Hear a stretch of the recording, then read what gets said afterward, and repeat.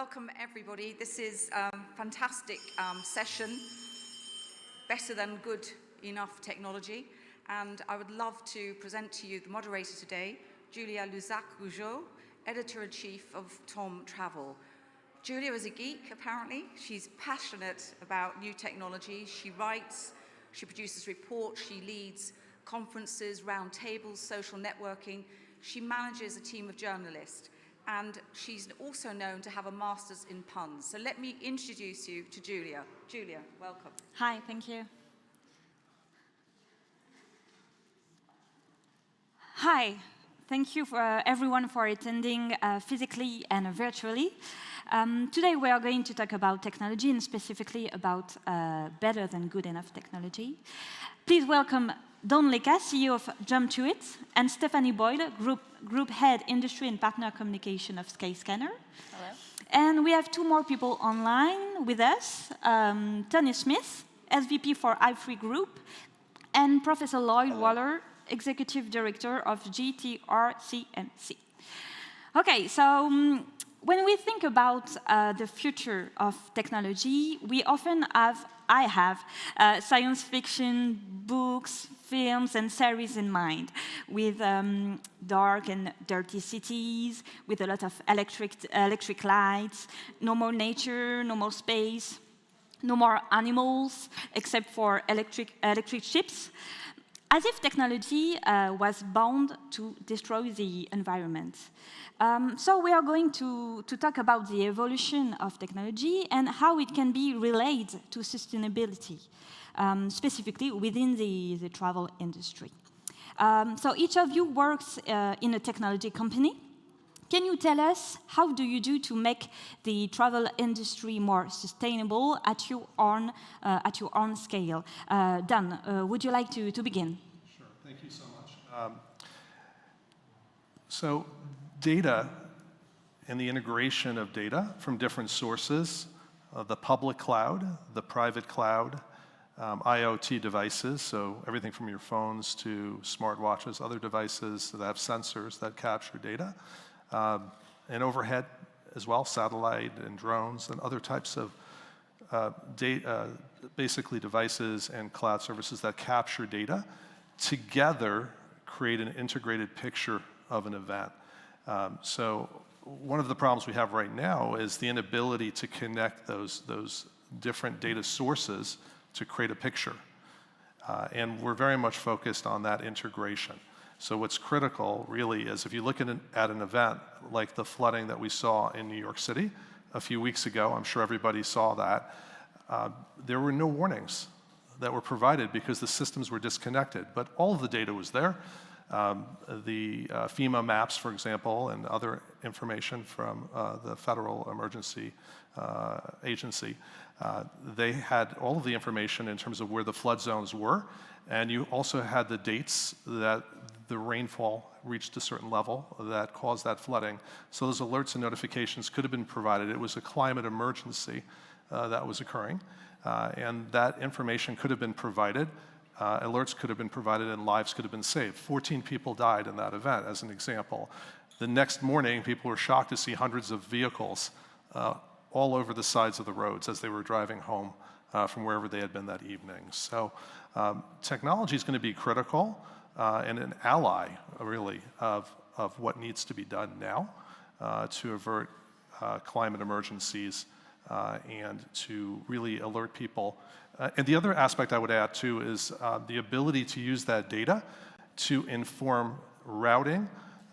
So when you're traveling in a vehicle or whatever it might be, and that routing can be informed with an individual's workflow, itineraries, schedules, agendas, or activities for that matter. So you can really have a climate route, what is best for the climate. So that's another really valuable asset. But without technology, it will be very difficult to accomplish these things. Stephanie, you created with a Skyscanner a sustainable tool if we can call it like that. Can you tell us more about that? Yeah, it's actually very interesting that Dawn talked about routes and helping people to plan based on what's best for the climate and for the planet. At Skyscanner, we help people find flights to help them travel around the world. So we also help them find hotels and car hire, but flights primarily. And we realize that obviously air travel is a huge contributor towards pollution, obviously, and towards carbon emissions. It's accounting for about 2% now, but that will grow over time. And one of the things that we do at Skyscanner is help people find the right flights for them, based on what matters to them, what's most important to them. And what we hadn't done until about 3 years ago was show them, well, how much carbon emissions are being emitted from this specific route or this specific flight. So we launched something called Greener Choices, which is a label that we apply on every single route on Skyscanner. And it allows you to see, of the flights that are going to, let's say, London to Barcelona, which one is emitting less than average carbon emissions for that route. And we're able to calculate that based on the aircraft type, based on passenger load factor, and also based on the distance that they're going. And that then gives people at least an element to be able to see, am I interested in making a little bit more of a sustainable choice when I'm booking my flight? And usually it doesn't cost any more money because a lot of these will be more direct flight options. And so as a result, when we see people comparing the two, we actually see a lot of people making the choice to go for the greener choice option. The other thing that's important, as we talk about with technology, is making sure that the information is palatable, is something that people can understand quickly in that point of comparison as they're making a decision between two flights where they're comparing cost, they're comparing time. So instead of saying this is this many tons of carbon emissions, or we decided to do it based on a percentage. So every single flight that is at least 4% better than the average for carbon emissions, we demarcate as greener choice, and then we also let people see where it's more than that. So we'll say this one is 4% less carbon emissions than average for the route, this one is 25% less than average, and that's really helped people to get an overall picture. But then for those people who are really interested in making sure that they're making that choice, we have a filter that they can apply so they can only see the greener choices. We've launched carbon offsetting as well. We partnered with a company called Choose, who invest in projects that are not nature-based solutions, so not about planting trees. They're more around removing carbon from the atmosphere, because we believe that these are more powerful and are going to be more impactful in the future. And we also, for our own business purposes, we partner with a company called Sky Energy, who are developing and building a refinery for sustainable aviation fuel. Sustainable aviation fuel is a great alternative to fossil fuels, and it reduces the carbon emissions from a flight up to 80%. So it can be really powerful for the future, but companies like ours and others are going to need to invest in that because there isn't enough now to go around. So we want to make sure that we're investing in future solutions that are going to make travel more sustainable overall. Thank you, and we will talk after that. We will talk about the power of information and data just after. Lloyd, I can see you on the screen. Hi. So tell us about your pilot initiative that you just launched about sustainability. Right. So the Global Tourism Resilience and Crisis Management Center have, based on what has happened with COVID, specifically in the Caribbean, we've decided that we were going to design a program that would expand tourism in the Caribbean, piloting the program here in Jamaica. And it's really a digitalization program that essentially looks at how we could expand the scale and capabilities of the persons in the micro, small, and medium-sized tourism space. Much of the challenges that they face is the fact that in some instances, the mom-and-pop operations, the bed and breakfast operations, the smaller tourist hotels and attractions, it's very difficult for them to establish and maintain a website or even social media presence. It's costly, it's complex, and in some instances, it's very difficult for them. Therefore, as a result of that, they are able to send information and engage with new and emerging partners as well as visitors. So we came up with a very interesting and novel idea, which both contributed to expanding their ability to be able to engage the globe as well as to provide income for many persons in Jamaica, especially young persons, who would have not been able to get a regular job because of their level of education, but they have their phones and they know how to share and engage on social media.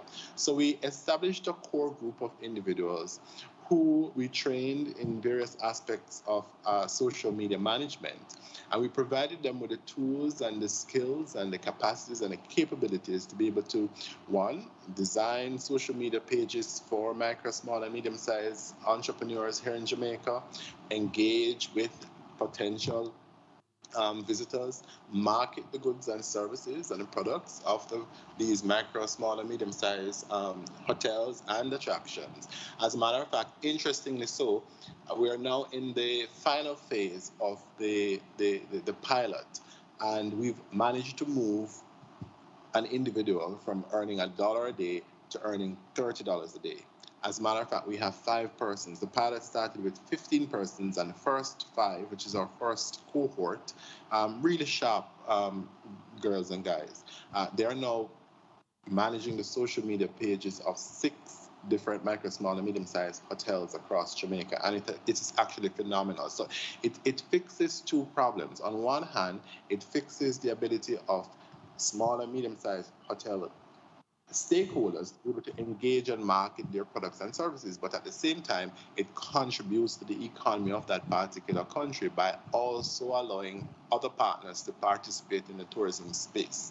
And we're very happy to see the results, and we're planning to construct a kind of dashboard where persons can go online and monitor the trajectory of the project itself. And quickly, is the project transferable to other countries or other sectors? Yes, so it's now in Jamaica, and the original plan is to transfer it across the Caribbean, but the fantastic thing about it is that in countries, particularly small island developing states that suffer from poverty, unemployment, especially among the youth, this can generate income for them, while at the same time allow the country to expand their tourism space and our ecosystem.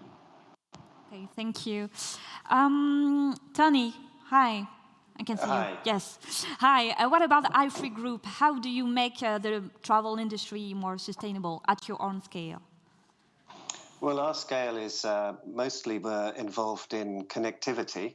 So we're trying to see how we can make information for travelers around the world instantly available. And going back to what Don was saying earlier, that technology is an ally, and that it actually is an ally in notifying you of risk or efficiencies or ways to travel that are more environmentally friendly. So we're really looking into these types of applications. We've just opened a big data lab at Xi'an University in Hong Kong, where we've implemented a program of digital sciences and looking at how the environment actually is affected by technology and how the behaviors of people using technologies can affect the environment. So we're really working on lots of different aspects. We've got our own online travel agency that is promoting the use of electric transportation. We want to team up with operators that use electric and environmentally friendly transport. The GBA, the Greater Bay Area in China, we're part of it in Hong Kong. Shenzhen is across the border, and they've had all-electric public buses and taxis for several years now. And also now we have the high-speed train network that we're really trying to see how we can attract people to go from city to city or from city to outskirts using these types of transportation. Okay, thank you. Stephanie, I have a big general question for you. I think you will love it, I'm sure. Can technology be good for the planet, and how? That is a You very have 5 big minutes. question. To answer it. I feel like a lot of pressure is on me there. It's a big question. I think, you have to go back over time to see that a lot has changed, and we are definitely speeding up in terms of technological advancements over the course of the last few years. It's happening incrementally, faster and faster. But I think it's important to remember that information is incredibly powerful. I mean, the old state of knowledge is power. And seeing something or being aware of something, feeling educated about something is a lot more likely to make you care about doing something than if you don't know about it. It's another reason that travel is as powerful as it is. If you go somewhere, you go to Iceland and you see an actual iceberg, it really puts that into perspective for you. It's not somebody telling you about it in a history book or somebody showing it to you in a documentary. We've seen the power of media in that space, but the actual ability to see it or to connect with it in some way, to have that information at your fingertips or right in front of you, I think that that's incredibly powerful, and I think that technology has an enormous role to play in that. We certainly saw that with the launch of the internet, several years ago now. But I think that even more so, now that we are aware and we are seeing technological developments, maybe it is our generation's responsibility to correct some of the mistakes of the past that meant that these things happened without anybody checking that growth. That's why when we start talking about where are the right places to invest, it should be around really impactful future solutions, like for air travel, the development of sustainable aviation fuel, or carbon capture technology, or hydrogen, or electric aircrafts. And these are things that wouldn't be possible without technology. So yes, while there have been elements of technology that have contributed to damaging the environment, for sure, I think that it can be a really powerful tool in turning that around as well. And it's certainly how we feel at Skyscanner. When you start to see, Skyscanner is a tech company. We have a very large scale, we have a really large platform, and with that, we believe we have a very big responsibility to educate, to bring awareness, and also to ensure that people have the choice when they are traveling to make a more sustainable decision about how they're going to do that. The answer is not, don't fly, don't go anywhere. It can't be, because people will continue to fly, and if they didn't, smaller areas and destinations that really rely on that, like Lloyd, obviously there are destinations around the world that rely on tourism. It wouldn't be sustainable to stop them from that, the benefit of the sharing of the wealth. So I think that we do have to continue to travel, we have to be mindful about it, and we have to be educated, aware, and then make the right decisions on how to use technology in a constructive and positive, impactful way. So it's not don't stop traveling, but travel better? Yes, yeah. and it is our responsibility to help inform people what travel better means and how to do that. And I think that that's where there really need to be concrete actions. When a company like Skyscanner, we started labeling greener choices in 2018, and we're continuing to improve, but we're not the only ones. We're working in collaboration with a number of other travel players as part of Travelist, which is a global coalition, to make sure that if we are sharing that information, we're doing it in a unified way so that travelers feel, okay, I'm not over-complicated with too much information. I know that I see the same score here, the same information here, the same information here. It builds credibility, it builds trust, it builds confidence, and then we can actually start shaping it so that more travelers feel empowered to choose a sustainable choice. Therefore, the industry feels they need to cater to that demand by ensuring that they're building the supply, and as a result, you start to have a virtuous cycle that makes a change possible over time.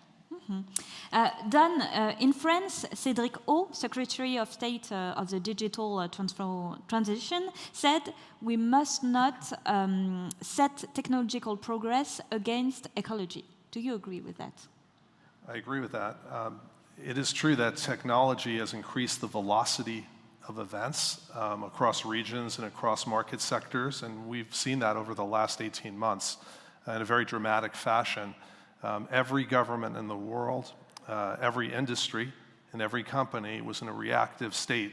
And the problem is that an event that occurs in Sector 1, even if you understand the propagation of that event and the impact it will have, let's say in 2, 3, 4, 5 weeks, the ability to look horizontally to see the impact that event will have in Sector 2 and Sector 3 and Sector 4 and other regions around the world, that does not exist right now because of the lack of integration of systems. So one of the big problems is the siloing of data within industries, industry-siloed insights, industry-siloed intelligence. That's a huge problem that we have. Another problem we have is the inability to look forward. We have to get in front of these events. We can't be reactive. We should be in a position now. Jumptuit has that ability even now to create future state awareness, to understand these events and give you the probabilities, the increased probabilities that this event will impact your business or your initiatives. And thirdly, individualizing these alerts and notifications. We failed to isolate or identify those individuals, excuse me, the individuals who are most vulnerable during COVID-19. So we had these one-size-fits-all type policies and other types of initiatives that fail to address individual needs. So it's critical that we have these three things. The unsiloing of the data is critical, the ability to look forward and get in front of these events, and the ability to individualize alerts and notifications so that we can identify and meet the needs of people, of individuals. And we will talk about the power of collaboration just after that too. Tony, let's talk about green code. Do you think, can companies really reduce their carbon print by writing less code lines? To you? I think software engineers would say that good code is inherently green because the jobs to enable the software have had high performance and efficiencies, right? So there isn't much to say that green coding is widely adapted specifically to enable eco-friendliness. We employ a lot of software engineers in our R&D teams who haven't really heard of green coding per se. But this doesn't mean a lack of environmental awareness, from those developing the apps we use. So I think if you've got efficiencies, you've got good coding, you've got software, and especially the platforms you're using, and using the cloud and using edge computing, I think you're going to be finding ways to actually reduce the carbon footprint from a behavioral and a hardware point of view. Mm-hmm. And what about the cloud?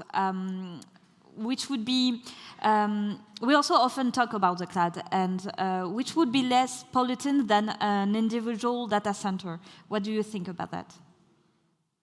Oh, well, definitely the cloud is, it saves on energy use. I think traditional data centers, I think they're on all the time. The machines are on all the time, whereas when you use public cloud servers, you can actually share that between a lot of different companies. I think big companies use about 60 or 70% of capacity. Small companies, I don't know, about 10%. So actually sharing these cloud servers, you're reducing the amount of energy that's used. And the public cloud servers, they can be placed anywhere where renewable energy is being produced. So they can also be much more flexible and actually reduce the amount of energy used. Okay. Professor Lloyd Waller, mass tourism is an issue for the environment, but some people say that mass tourism doesn't exist. It's just a lack of knowledge, a lack of territorial management. So if technology can help travel players to manage flows, can technology kill mass tourism? We can hear you. Are you hearing me now? Yeah. Okay, excellent. I doubt that that's the case. I do realize that more and more the integration of various types of technologies into the tourism ecosystem, like, for example, virtual reality and I'm pretty much certain mixed reality, and what comes next, which is the ability to actually interface with or have some tactile kind of interface with technology, will definitely contribute to some persons wanting that kind of virtual experience, particularly the younger individuals or persons who may not have the financial resources to be able to go and climb the pyramids of Giza. But there are some persons who like the smell and the taste and the touch and the people and the engagement, and they're accustomed to that. And it's really, at the end of the day, it's down to a personal choice. Both can work simultaneously and add value to the tourism ecosystem in every country around the world. So I don't think there should be a worry about the future of technology impacting on travel and tourism itself. Okay, thank you. Stephanie, because you have to go, I will ask you a last question for you. With the health crisis, Skyscanner become a real information hub for travelers. You explained it just earlier. You had to gather a lot of data. Do you think this need to be informed in real time will last in a post-COVID world?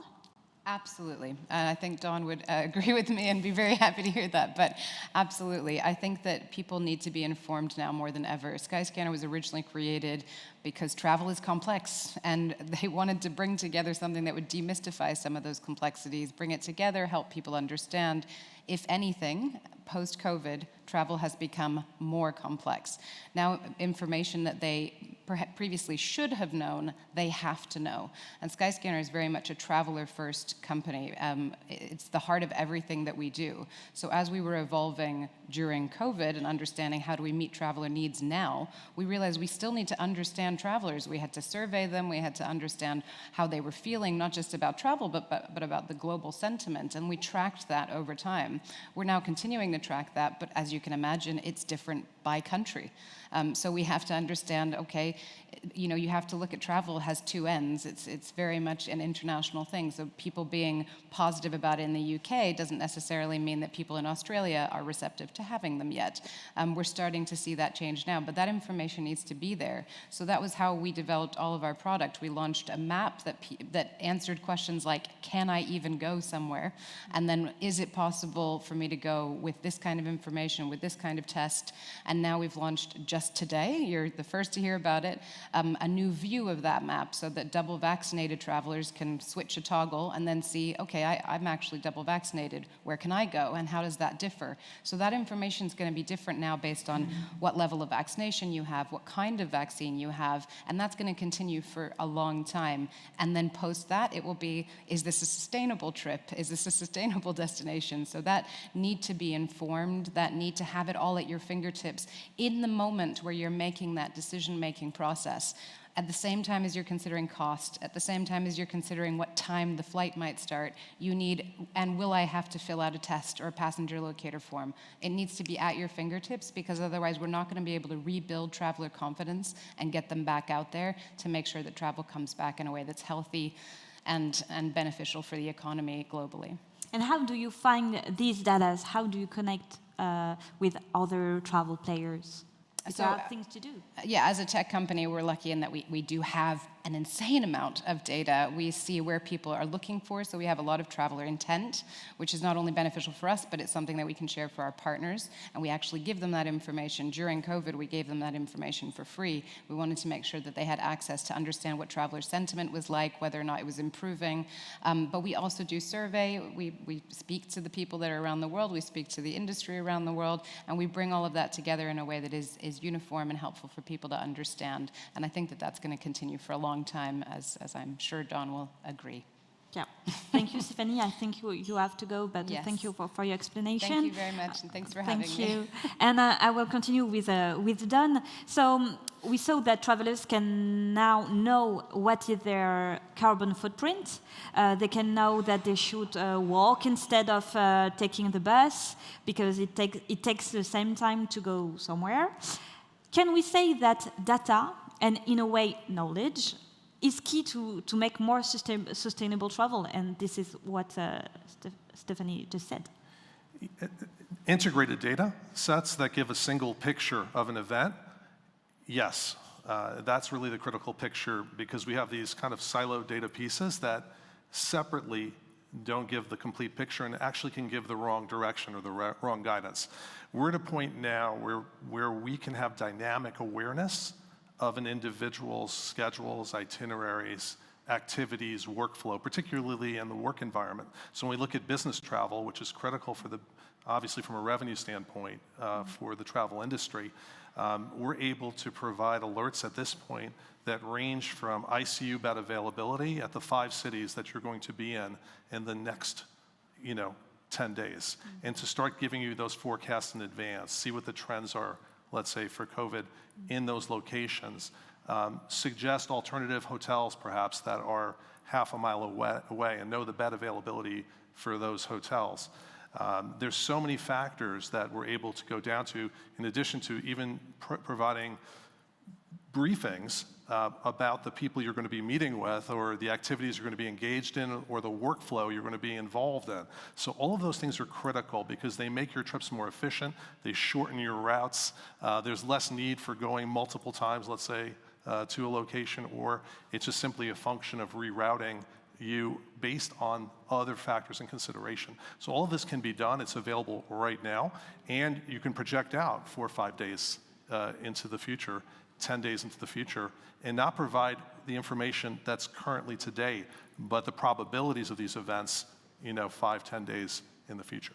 Mm-hmm. So predictions are critical for the future of travel. Yes, predictions are absolutely critical. The ability to forecast based on that integrated data picture and the ability to have that type of probability analysis and to generate alerts and notifications and actions for consideration, so giving you those alternative actions that you can take.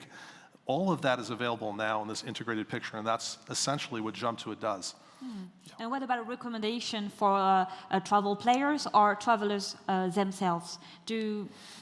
It's a great question. So when you look at the different entities, for example, you have businesses with their employees, the businesses themselves can be involved in that process. You also have, obviously, stakeholders in the travel industry who can make these services available as individuals buy into those services. So they have to agree, obviously, to be able to provide these alerts and notifications. But it can be an advanced concierge service, effectively. You can think of it that way.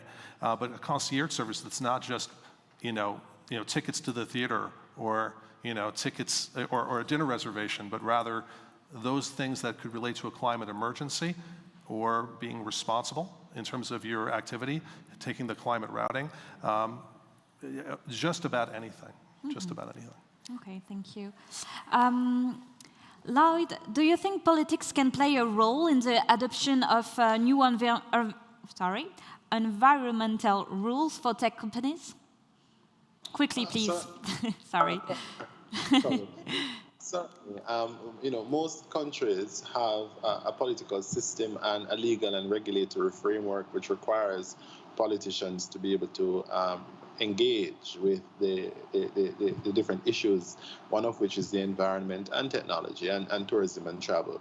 So it's not if politics can, but it is an inescapable paradox that based on how democratic economies are structured, their political economy facilitates that kind of engagement. Okay, thank you. It was quick, perfect. Sorry. Anthony, last but not least question. As in a smart city, is connection and collaboration is key to make the travel industry more sustainable?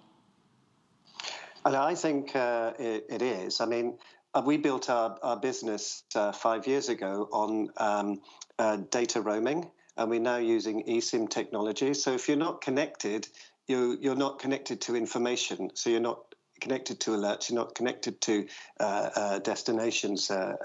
So we really try to look at that, and we're building a smart city program where we're really looking at how edge computing can actually, make things faster for sensors, for automated vehicles, and really make connectivity. Connectivity is the future of all our kind of our lives, I think. But there's always a human touch.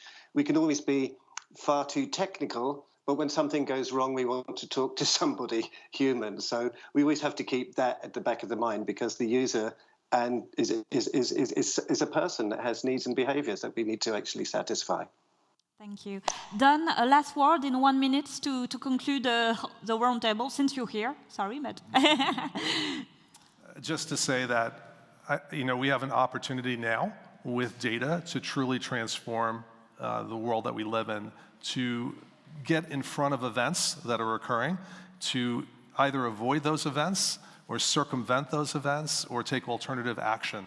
And we can do this at the individual level, we could do it at the microzone level, we could do this at the global level. And it's important that we all participate in this now. Well, thank you. Thank you all for... Okay. actually, we are not done.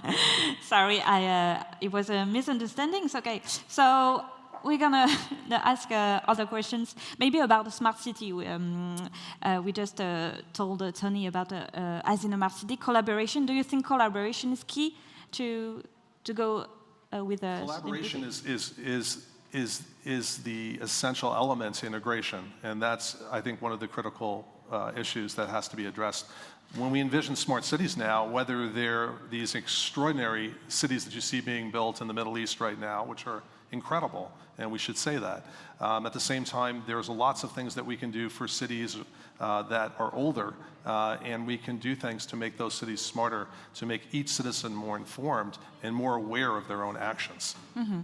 And do you think that if smart cities are more smarter, it's because they are all connected, and are they connected now or not yet? Yes, not really, and exactly. And I think that the ability for different cities to share their experiences and the outcomes that they have is going to accelerate the improvement of making all of these cities smarter and getting the information. But it's ultimately about empowering. It's ultimately about empowering the individual and the individual citizen. It really comes down to that, with information that's reliable, that they can count on, that has no agenda, that has no ideology, that has nothing other than what it is. You know, this is what it is, and these are the potential actions that we can take to make things better for ourselves individually as well as for our communities. Mm-hmm. And Lloyd, do you have a point to all we said about smart city, collaboration, and sharing data? Certainly, smart city concept going forward will be something that many tourism ecosystems will have to engage. The reality of the situation is that many, especially young emerging travelers, Minister Bartlett loves to call them Generation C, Generation Post-COVID. Many of the travelers are engaged in the use of smart technologies in their day-to-day lives. It's a part of how they operate, how they think, how they feel.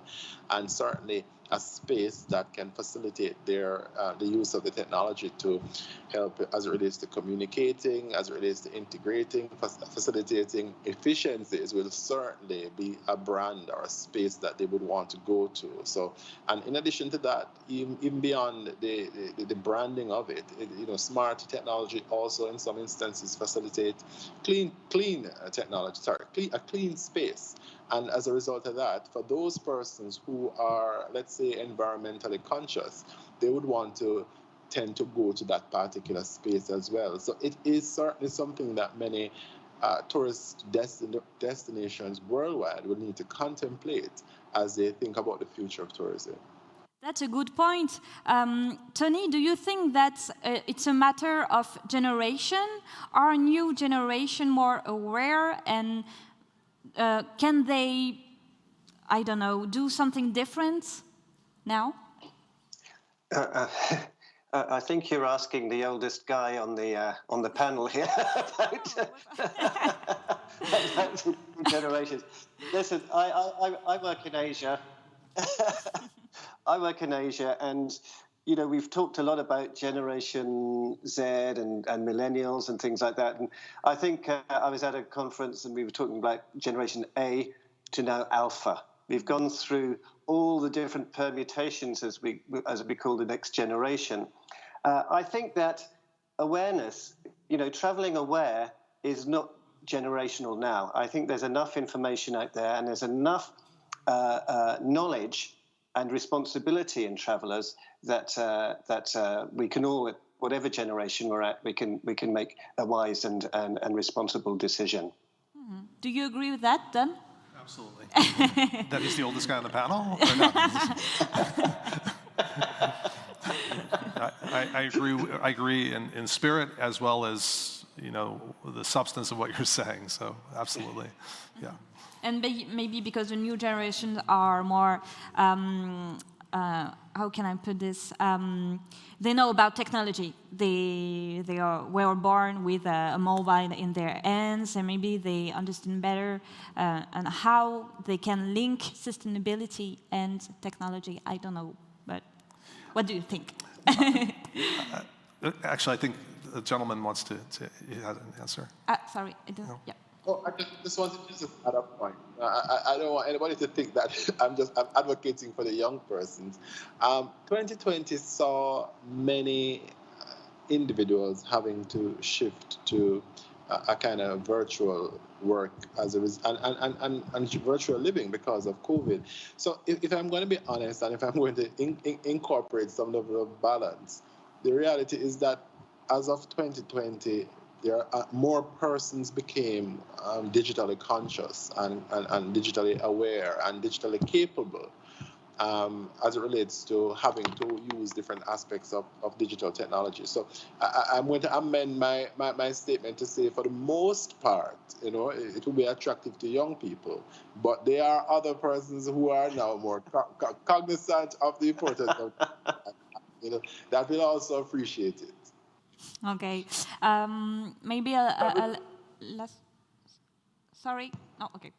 Dan, do you think that all of that it's linked to digital transformation of the digital transformation of the industry, and do you think that COVID allowed, in a way, travel players to think and maybe to develop some technologies they didn't have before? I think COVID made everyone aware of the limitations of the systems that we have.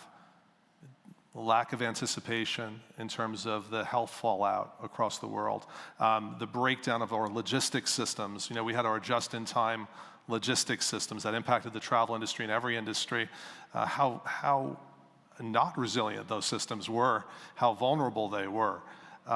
And I think COVID made us aware of the fact that the data that our companies receive and leadership in companies and industries and individuals is static in nature. It's already old because the velocity of events is moving so quickly. Obviously it's difficult to say because of all of the people whose lives were lost or people are still recovering from these events.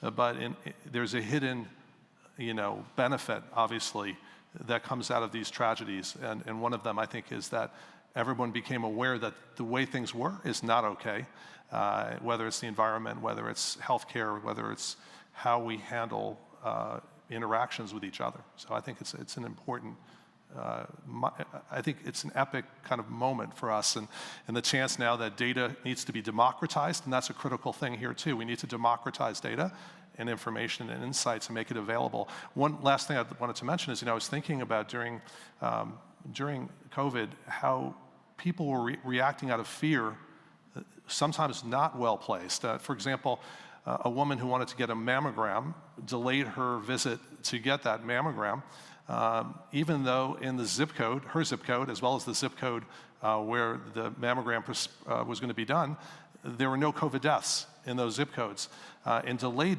getting that mammogram by 6 months.